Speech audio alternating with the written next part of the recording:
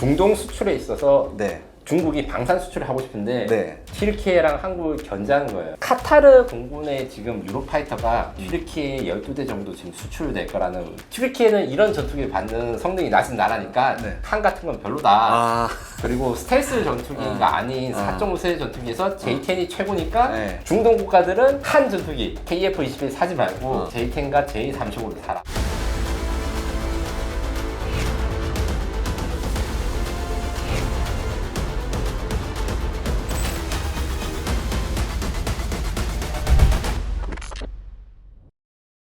시청자 여러분 안녕하십니까? 이슈 점검 시간으로 돌아왔습니다. 오늘도 김민석 특파원님 모셨습니다. 안녕하십니까? 안녕하십니까? 특파원님, 굉장히 충격적인 소식이 하나 들려왔습니다. 지난 2024년에 카타르에서 실시된 합동 공중전 훈련에서 파키스탄의 J-10C, 그러니까 파키스탄 공군이 운영하는 중국제 J-10C가 유로파이터 타이푼을 상대로 9대 0의 압승을 거뒀다는 보도가 나왔습니다. 이거 걱정이 됩니다. 어떻게 봐야 합니까? 일단은 왜 2024년 소식이 네. 갑자기 뉴스에 많이 나와서 네. 저도 황당했는데 2년 후에 나온 거예요. 이것도 제가 이제 자세하게 왜 그런지 설명해 드릴 거고 네. 일단 훈련 자체에 대해서는 사실이라고 보도가 되었습니다. 네. 무슨 말이냐고 하면 네. 카타르가 가지고 있는 유로파이터랑 중국의 J10이 네. 5위 공중전을 벌여가지고 네, 네. 이제 9대 0을 완승을 했다라고 중국 언론이 보도를 했고 네. 공개된 보고에 따르면 중국의 J-10C는 가시거리 밖 BVR 공중전, 장거리 공중전을 통해서 완벽하게 타이푼을 속여가지고 네. 가상 미사일 4발을 직격시켰고 아. 장거리 공중적으로 미사일 먼저 선제 공격한 다음에 네. 근접 도구 파이트, 그러니까 네. 근접전에서도 타이푼을 꼬리에 잡고 근접전에서 5회를 공중 완파시켰다는 게 중국 언론의 보도 내용이에요. 만약에 중국 언론의 보도 내용대로라면 이거 완벽하게 발린 건데요. 중장거리전에서 다. 네, 요게 대해서 이제 중국 측 자료를 중국 측 입장에 이야기를 하자면 네. 여기서 카타르군이 쓰던 타이푼은 트렌치 1이라고 합니다. 아, 맨 처음에 나왔던 네. 그 공대공 버전이군요. 네, 그래서 기계식 레이더를 사용하고 있어서 A사렐 레이더를 가진 J-10C보다 이제 아무래도 탐지거리도 짧고 그리고 J-10C가 소형 단발 기체이지만 이제 장거리 미사일 PL-15라는 걸 네. 달고 있는데 여기에 대해서 이제 카타르 공군은 이제 그 암람을 사용했다고 암람. 해요. 요 사거리 차이가 결정적인 능력이었다. 그리고 그러니까 중국 측 주장으로는 뭐 능동 전자 제목 뭐 이런 전자전도 중국이 더 잘난다 이렇게 이야기를 하고 있답니다. 네. 왜 이게 9대 0으로 졌냐? 네. 항공 분석 전문가들의 관점에 따르면 네. 이 점수 결과가 훈련 중에 카타르 공군 전투기가 일시적으로 좀 핸디캠을 하고 그리고 이제 교정 규칙 상태에서 카타르군이 훈련 상태라든가 이 준비 상태가 낮아서 중국군이 잘 사용하는 장거리 BVR 전술 이런 데에 대해서 이해도가 낮았다. 아. 왜냐하면 저걸 일단 눈으로 보고 적인지 아닌지 확인하고 써야 된다. 안 그러면 전쟁이 함부로 날 수도 있으니까. 네, 네. 이런 것들에 익숙해진 사람들이 이 카타르 공군이 BVR 전투에 좀 익숙하지 못한 거 아닌가. 그래서 인위적인 페널티 조건 때문에 이런 결과가 나왔다고 이야기를 합니다. 약간 교리도 좀 다르고. 네, 맞습니다. 예. 아, 그렇군요. 그러면 이 뉴스가 이제 중국 CCTV에 보도가 됐습니다. 근데 계속 말씀하셨죠. 갑자기 2년 전 일인데 갑자기 지금 이제 주목을 받았거든요. 그러면은 이게 중국이 과거 훈련 내용을 뒤늦게 조명하는 이유가 뭘까요? 중동 수출에 있어서 네. 이제 중국이 방산 수출을 하고 싶은데 네. 튀르키예랑 한국을 견제하는 거예요. 아. 이게 무슨 이야기냐? 카타르 공군의 지금 유로파이터가 튀르키예 12대 정도 지금 수출될 거라는 그런 추정 소식이 있었어요. 그 지금 카타르에 파는 유로파이터는 사실 튀르키예에 넘어가는데 네. 튀르키예는 이런 전투기를 받는 성능이 낮은 나라니까 네. 칸 같은 건 별로다. 아. 그리고 스텔스 전투기가 아닌 4.5세대 전투기에서 J10이 최고니까 네. 중동 국가들은 칸 전투기 KF-21 사지 말고 어. J10과 J35를 사라. 아, 그렇군요. 이게 뒤늦게 파묘가 된 거예요. 아. 이 보도 시점 2024년 훈련이 이미 원래 알려져 있을 건데 네. 2026년 초에 굳이 이걸 이야기를 하고 CCTV에서 이걸 다루고 하니까 이게 이제 SCMP라고 하는 그 홍콩 중심 언론, 네, 그 사우스 차이나 거기, 포스트. 거기도 나오고 그걸 또 한국에서도 많이 나오는 거예요. 네, 네. 이게 국제적인 방산 무역 세이즈를 위해서 노골적으로 이렇게 나왔다라고 생각하시면 되고 네. 지금 이란 전쟁이 끝나고 네. 난 다음에 중동의 방위사업 수요가 엄청나게 높아지니까 네. 사실 한국도 많이 준비를 하고 있거든요. 네, 네. 중국이 질수 없지 하면서 이게 약간 프로모션을 하는 거라 생각하시면 됩니다. 그래서 J-10C 그 다음에 PL-15 장거리 유도 미사일을 패키지로 만든 다음에 중동 잠재적인 올머니 시장인데 판매하기 위해서 이런 그 캠페인을 벌이고 있다라는 게 이제 현실적인 해답. 이 비밀이라고 할 수 있겠는데 네. 여기서 이제 또 작년에 저희가 좀 다루었었죠. 작년에 또 파키스탄하고 인도가 하면서 좀 성과가 있었잖아요. 예, 라팔 전투기에 대한 견제. 니네들 또 중동에 판다고? 니네들 어차피 우리한테 졌잖아. 네네네. 항상 이제 내기 바둑이나 스타일 할 때 네. 누가 제일 이긴 거냐? 맨 마지막에 이긴 사람이 통산 누적이 누적 전적과 상관없이 네. 맨 마지막에 이기면 그게 이긴 거거든요. 네. 약간 그런 식으로 해서 파키스탄이 소유한 J-10C가 이렇게 활동적이니까 니네들 이제 다시는 나팔 같은 거 살 생각하지 말라라는 것인데 이에 대해서 이제 지금 중국의 민수용 산업이 좀 난조를 보이고 있다 해요. 네, 왜요? 중국이 지금 이제 민수용 산업과 국방 산업, 그러니까 전투기랑 여객기를 다 세이즈를 하려는데 네. 독자 여객기인 코맥을 C919의 그 2025년 최종 목표 수주 수량보다 네. 40%나 이제 목표를 달성 못했다고 합니다. 그러니까 쉽게 말해서 그 중국제 민항기가 안 팔리는 거거든요. 네. 그리고 중국제 민항기 C919는 이게 CFM 리프 엔진이라는 걸로 해가지고 그 수입을 네. 하는데 네. 요거 공급도 잘 안 되고 아. 판매가 좀 잘 되니까 역시 중국은 항공산업에서 믿을 거는 전투기 파는 것밖에 없다. 급해진 거예요. 장사가 안 되니까. 네네네. 그리고 마지막으로 이제 유로파이터가 현재 노후 교체 도태라든가 이런 게 영국 중심으로 많이 나오고 있으니까 네. 그 시점에 맞춰가지고 유럽산 전투기나 이런 거 말고 새삥 중국산 얘네들은 가상적에서도 이겼다 이걸 강조하고 싶은 이 약간 프로모션이라든가 이런 거에 낚인 거다 보시면 돼요. 자, 그런데요. 이제 일단은 9대0이라는 결과가 나오긴 나왔잖아요. 그래서 이걸 근거로 해서 일부 매체에서는 이게 지금 J10C가 지금 4.5세대 중에서 가장 쓸만한 거 아니냐 이런 얘기가 나오는 반면 아까 우리 특파원님께서 말씀하셨던 대로 이게 유로파이터 트렌치 1의 문제고 또한 교리의 문제이기 때문에 트렌치 3부터 그 A사 레이더가 탑재된 최신형 유로파이터하고는 전혀 다른 상황이 연출될 거다 이런 얘기도 나오거든요. 어떻게 생각하십니까? 네, 실제로 이게 어떤 문제가 있냐면 일단 가상공중전 자체가 카타르가 유로파이터의 성능을 100% 발휘하지 못하게 제한을 걸었을 것이 거의 네. 확실시되고 네네네.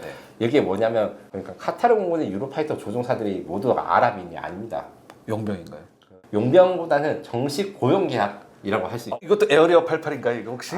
에어리어 88은 약간 이제 블랙 회사지만 현실에서 중동 국가들은 많이 이제 파일럿들을 수입해가지고 네네. 정식으로 군인 임명하고 이제 그러니까 서비스를 서방에서 하거든요. 이제 퇴역한 파일럿들이 굉장히 많이 온다고 하더라고요. 네, 실제로 이제 BAE 시스템즈 같은 경우는 이런 거 전문 서비스를 해서 유로파이터 산 나라들한테 조종사 공급해주는 서비스를 사우디라든가 이런 데 하고 있습니다. 네네네. 이 사람들 입장에서는 네. 자기 능력이나 배운 걸 네. 그대로 다 중국한테 노출해 주는 거를 극도로 꺼려하기 때문에 이렇게 이제 유로파이터가 질 수밖에 없었던 거 하나 있고 네. 최신형 유로파이터의 경우에는 그 J10C의 PL-15 미사일보다 사거리가 더 긴 이제 미티어 미사일 네. 그리고 캡터-E라고 하는 능동 위상 배열 레이더 요걸 탑재하기 때문에 탐지거리 측면에서도 사실 J10C보다 더 우수할 것이다 이런 이야기를 해서 결론적으로 유럽에서는 실제로 이제 제대로 맞먹고 붙으면 유로파이터가 훨씬 더 낫다. 그리고 유로파이터는 라팔은 이제 사실 J10한테 졌지만 유로파이터와 라팔이 또 결정적인 차이점이 있습니다. 네, 뭔가. 라팔은 기본적으로 근접전 플러스 BVR 그러니까 장거리 보전을 생각 안 한 건 아닌데 네. 근접 격투전의 중심으로 개발했고 네. 유로파이터는 장거리 전투 그러니까 북해에서 날아오는 수-27이라든가 그렇죠. 러시아 예, 전투기들을 원거리에서 유혹하는 BVR 전술에 최적화됐습니다. 이게 그럼 무슨 차이가 있어요? 가속 성능이라든가 그렇죠. 장거리 교전에 필요한 성능들이 유로파이터가 더 좋아요. 아, 예. 이렇기 때문에 긴급하게 이렇게 실제로 전했을 때 유로파이터가 초음속으로 날아가서 미사일 쏘고 던지고 이럴 때 J10C의 PL-15 미사일이 쫓아가지 못할 수도 있다. 그래서 엔진의 그 추력대 중량비가 굉장히 중요합니다. 네, 네. 그 J10C는 단발 엔진이고 이제 J10C에 탑재되고 있는 WS10 엔진이 이제 그 F110 엔진인가 그러니까 F16과 비슷하고 네. J10도 F16급이라 했는데 사실상 이 엔진의 추력대 중량비는 유로파이터라든가 타이푼보다 추력대 중량비 그 같은 무게 대비 얼마의 힘을 낼 수 있냐 요게 딸립니다. 요게 BVR에선 결정적인 한계가 될 수 있다. 그래서 J10C가 9대0으로 이긴다 이렇게 홍보하는 것을 고지고대로 믿는 것은 중국 사람밖에 없다. 이렇게 생각하시면 될 것 같습니다. 그래도 나름 중국 입장에서 좀 세일즈 포인트가 있긴 하는 거네요. 예, 왜냐하면 이게 유럽 중심의 주장인 것도 사실입니다. 파키스탄에서 라팔이 떨어졌잖아요. 네. 이게 지금 아직까지 그러니까요. 오는 거예요. 예, 그러니까요. 자, 그런데요, 이거하고 전혀 반대의 보도도 최근에 나왔었는데요. 중국에서 내부 시뮬레이션을 한번 해봤대요. 그래서 중국이 자랑하는 J20하고 미국의 F-22하고 1대1로 한번 시뮬레이션을 해봤는데 승률이 J20이 10%도 나오지 않았다. 이거를 이제 미국의 군사 매체가 이제 보도를 했습니다. 그럼 중국이 이 정도 수치를 진짜 스스로 인정한 걸까요? 인정을 한 것이 맞고 아, 그래요? 여기 또 비밀이 있습니다. 아, 뭔가요? 우리가 흔히 이야기하는 예산전사죠. 예산전사. 네. 예산전사라는 개념이 네. 뭐냐면 우리 죽을 것 같아. 네. 우리 너무 약해요. T-80이 너무 약해서 에이브람스에 120mm 포를 얹어야 되겠어요. 네. 아파치가 너무 약해가지고 롱볼 레이더를 달아야 되겠어요. 네. 수-27 너무 강해서 F-15로 절대 못 이기니까 F-21을 개발하겠어요. 요거랑 똑같은 이야기입니다. 냉전 시기 때 미국이 네. 러시아 구소련제 기체라든가 무기들에 대해서 과대 포장을 네. 한 다음에 예산을 받은 것처럼 그게 다 구라라는 게 드러나죠. 예. 그래서 이 연구 결과랑 이거 자세히 보시면 의도가 명백하게 드러납니다. 아, 네. 이거 일단 설명을 한번 해드리면 네. 이 시뮬레이션은 시안시에 위치한 네. 중국 국방과학의 명문 서북공업대학교의 네. 진동 교수 및 연구진이 시뮬레이션 해가지고 F-22가 J-20A와의 가상 대결을 보고서를 만들었는데 중국 다들 아시다시피 그 군사기밀 나오면 신비해지는 나라입니다. 네, 그렇죠. 이게 다 의도가 있어서 공개가 된 겁니다. 이 가상 시뮬레이션 결과에 따르면 지상 보조 지원 그러니까 중국의 뭐 S-300HQ9 그 지상 대공 셈이 완벽하게 탈락된 상황에서 오직 단 한 대의 제이탱이 F-22와 조업했을 경우에 승률을 봤을 때 10% 이상만 이길 수 있다. 그래서 이 연구진들이 뭐라 했냐면 J-22이 사실 F-22보다 스텔스 기능 떨어진 처음 만든 걸 인정을 하고 이렇게 해서 위험하니까 결론은 J-20을 만들지 말자가 아니라 복자형 J-20과 CCA를 만들자. 그 공중전 실험이 하나가 있는 게 아니라 두 개 있어요. 첫 번째 실험이 1대1로 그냥 유인기끼리 붙었을 때 네. 중국의 승률이 10%밖에 안 된다. 두 번째로는 우리가 몇 번 이야기했던 무인 비행기 그러니까 네, 무인 예. 편대기들을 J-20과 같이 해가지고 윙맨 같이 나와서 힘을 짜고 J-22 2인승으로 바꿔서 네. 그 후방의 지휘자들이 무인 드론들을 같이 조종하면서 싸우면 F-22들을 이길 수 있다. 그래서 J-20 마이티 드래곤의 복자형 버전, 그 다음에 무인 전투기를 만들어야 된다는 근거 자료를 쓴 거예요. 그러니까 의도가 명백하군요. 네. 예. 그래서 그 중국 사람들이 자기네들을 안 좋다 할 때 항상 다 의도가 있습니다. 이게 어느 나라나 근데 특히 노골적이에요. 대신에 실제로도 지금 이 사람이 원하고 있는 J-20과 같이 다닐 수 있는 무인 편대기가 실효가 되면 진짜 위협적인 것은 맞아서 우리도 대응이 필요한 상황입니다. 근데 이 같은 이 시뮬레이션에서요, J-20이 뭘 썼냐면 PL 계열 미사일 8발을 썼다고 합니다. 그러니까 당연히 이제 이게 장거리 미사일이죠. 반면에 F-22는 AIM-120C 6발을 탑재한 상황에서도, 그러니까 이건 사실 이 AIM-120C는 장거리는 아니고 중거리 공대공 미사일이잖아요. 예. 시청자 여러분들의 구독과 좋아요는 영상 제작에 정말 큰 도움이 됩니다. 여러분들 부탁드리겠습니다. 구독과 좋아요. 그러니까 사거리 면에서 조금 J-20이 좀 유리하단 말이죠. 그럼에도 불구하고 F-22가 9번 이상 이긴다는 결과가 나왔습니다. 그럼 이건 사실 실제를 조금 더 반영했다고 봐야 되나요? 어떻게 되나요? 어느 정도 반영하는 게 맞다고 생각합니다. 이게 핵심이 요즘 이제 장거리 공중전 교류에서 미사일 사거리가 중요해지니까 네. PL-15라는 게 사실 길이는 암람과 비슷한데 조금 더 두꺼워요. 네, 그리고 예. 이중 펄스 로켓이라는 게 네. 있어가지고 좀 더 멀리 가는 게 로켓 모터를 좀 더 길게 연소한다는 네. 게 장점인데 F-22는 또 장기가 있습니다. F-22는 슈퍼크루즈 기능이 네, 있지 않습니까? 그렇죠. 슈퍼크루즈. 슈퍼크루즈라는 건 F터번을 쓰지 않고도 막 1.2에서 네. 1.5 상태로 네. 장기간 비행할 수 있는데 이 상태에서 암람을 쏘면 기존 암람 사거리보다 50% 이상 늘어나요. 이게 가속도가 붙으니까. 네. 거기에 대한 최적 경로가 1.2에서 마이너스 1.5인데 이 상태에서 먼저 쏘면 J-22 그 미사일 자체 개별 성능은 더 우수하더라도 실제로 사거리는 더 훨씬 더 먼저 F-22를 공격할 수 있는 게 핵심이고 RCS 그러니까 스텔스 기능 같은 경우에도 중국이 많은 것을 노력했지만 아직은 미국에 비해서 부족하다라는 걸 스스로 알고 있는 것이죠. 그리고 우리가 검증이 불가능한 것도 있습니다. 중국이 아무리 정보를 많이 가지고 있어도 미국에 대한 전자전 정보, 전자전 능력에 대해서 알기는 어렵습니다. 사실 우리도 알기 어렵고. 그렇죠. 네. 중국도 자기들의 전자전 능력이 얼마나 되는지 요거는 절대 공개를 안 하기 그럼요. 때문에 네. 요거에서 또 그 평가가 갈리겠지만 아무래도 미국이 전통적으로 이 전자전 부분에서 굉장히 강하다. 이렇게 할 수 있고 대신에 앞서 말한 대로 이 두 번째 연구 결과 1대1이 아니라 이제 GW 그 윙맨 드론 같은 걸 같이 할 경우에는 무조건 J20 중국 측이 먼저 F-22를 탐지하고 왜냐하면 윗면이 먼저 가가지고 그렇죠. 먼저 가까이 가니까 전방 가서. 그거를 활용해가지고 일방적으로 학살할 수 있다. 그래서 중국과 미국 모두 다 이런 무인 윙맨을 사용한 미래 공중전으로 이행하고 있다. 이게 중요하다고 생각합니다. 근데 J20도 슈퍼크루즈 기능이 있다고 중국은 얘기하죠. 아예 그거 없는 건 잘 알죠, 자기들이. 왜냐면 이 엔진 있다고 했어요. 저는 그 중국 사람도 잘 안 믿는다고 생각해요. F-22보다 즉 J-20이 초음속 비행에 더 적합한 것은 맞습니다. 네. 이게 뭐예요? 어떻게 볼 수 있냐면 날개 면적이 크거나 이 후퇴감이 비슷한 거는 사실 F-22랑 J-20이랑 비슷한데 데이타입으로 설계해가지고 이렇게 주익이 뒤로 간 거는 고속 비행이 좀 더 적합한 대신에 안정성이 희생되어서 네. 카나드를 붙이려거든요. 그렇죠. 귀날개를. 예. 근데 요게 F-22보다 그 더 좋게 가는 게 아니라 엔진 기술이 딸리니까 이런 형태를 바꿔가지고 대응하는 거에 가깝다. 그래서 슈퍼크루저가 돼도 사실은 전체적인 기동성은 J-22, F-22보다 부족할 것이다. 이게 거의 정설입니다. 냉정하시군요. 네. 그리고 조금 더 냉정하게 가면 네. F-35랑 J-35 붙었을 때도 승리를 장담할 수 없나요? 네. 아. 물론 고속 성능 같은 경우에서는 J-20이 조금 더 좋을 가능성이 커요. 네. 대신에 F-35가 엔진이 F-135 엔진이 무식하게 진짜 힘이 쏟습니다.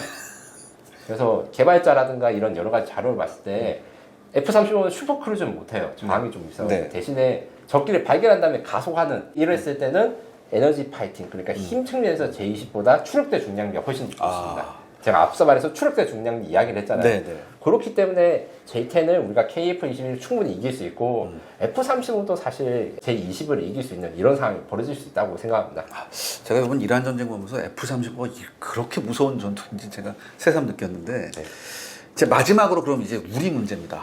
그렇다면 우리 KF-21은 중국 J-10C의 우위를 가질 수 있냐? 근데 더 나아가선 이 J-10C가 문제가 아니라 뭐 J-35나 더 나아가선 J-20까지 이렇게 볼 수 있는데 우리 어떻게 해야 됩니까?